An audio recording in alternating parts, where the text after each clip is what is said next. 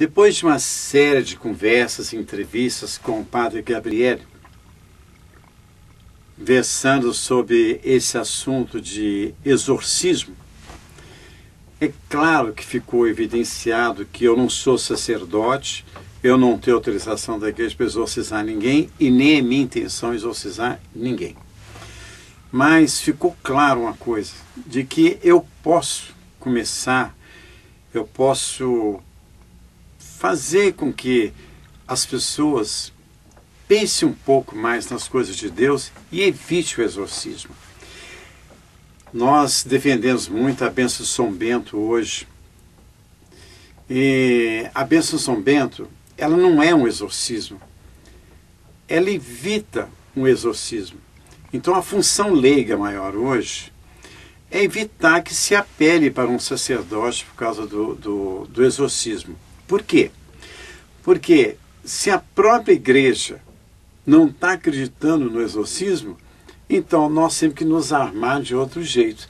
Nós vamos nos armar de modo que o demônio não se aposta da gente e nós vamos evitar de pedir um sacerdote, que está cada vez ficando mais difícil, a prática do exorcismo. Então, ficou mais ou menos estimulado, ficou mais ou menos resolvido que Padre Gabriele vai nos ajudar a entender cada vez mais a bênção de São Bento nesse sentido, não é? Bom, vamos ao Evangelho de hoje. O Evangelho de hoje está falando sobre o capítulo 10 de São João, mesma coisa. Do versículo 22, né, ao 30, ele está falando o seguinte: era inverno, e Jesus estava passeando perto do pórtico do templo lá, a porta de Salomão. Então, como era natural, veio muitas pessoas conversar com ele, falar com ele, e falar com ele assim: se você é realmente o Messias, por que você não fala abertamente? Né? Quer dizer, isso estava na cabeça das pessoas, estava lá. Se você é o Messias, por que você não fala abertamente? Jesus, mas eu ando falando com vocês, eu vivo falando com vocês. E ele toca num assunto das ovelhas dele, né? As minhas ovelhas me escutam. Elas escutam minha voz. Elas sabem que eu sou. O Pai me deu essas ovelhas e ninguém vai tomar. A gente fica pensando, logo vem na cabeça da gente assim: então quer dizer que tem ovelhas que o Pai deu para Jesus e que ninguém vai tomar? E nós, degredados filhos de Eva, nós não temos certeza se essas ovelhas são de Jesus ou não. O que Jesus quis dizer é que todos nós somos ovelhas que o Pai deu.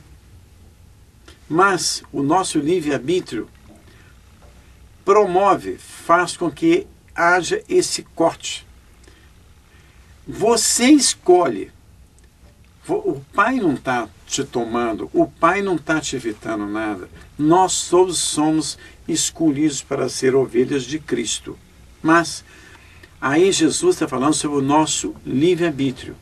Ele está dizendo que a única coisa que pode cortar essa aliança, a única coisa que pode ir contra a vontade de Deus, é você não querer. Não, eu não quero. Deus me escolheu, eu estou escutando a voz de Jesus, eu estou entendendo perfeitamente o que ele está querendo, mas eu não quero. Eu quero seguir outras coisas. Então, nesse capítulo de hoje, Jesus está falando sobre o nosso livre-arbítrio. Cuidado com esse livre-arbítrio, porque o livre-arbítrio funciona quando você conhece a raiz, você sabe o que você está negando, sabe o que você está aceitando. Porque ninguém usa o livre-arbítrio na plena ignorância: eu não sabia de nada, eu não sei de nada, eu ignoro tudo isso. Como é que você vai ignorando tudo isso e usar o seu livre-arbítrio? Não é? Então, nesse pedacinho do Evangelho de São João hoje, São João era uma pessoa muito iluminada. Ele pegava o Cristo divino, e ele mostrava essa face.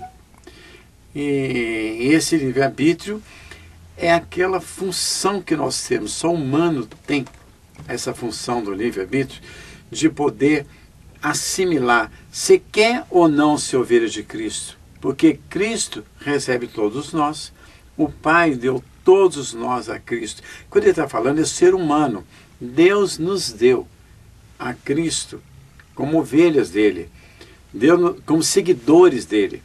Deus nos deu isso. Jesus está englobando todo o ser humano. Mas o livre-arbítrio que está no meio de nós pode muito bem cortar essa aliança. Então, o que Jesus está falando isso é muito claro. Olha, cuidado, porque a única coisa que pode cortar a minha relação com vocês é aquilo que vocês têm de maior, que é o livre-arbítrio.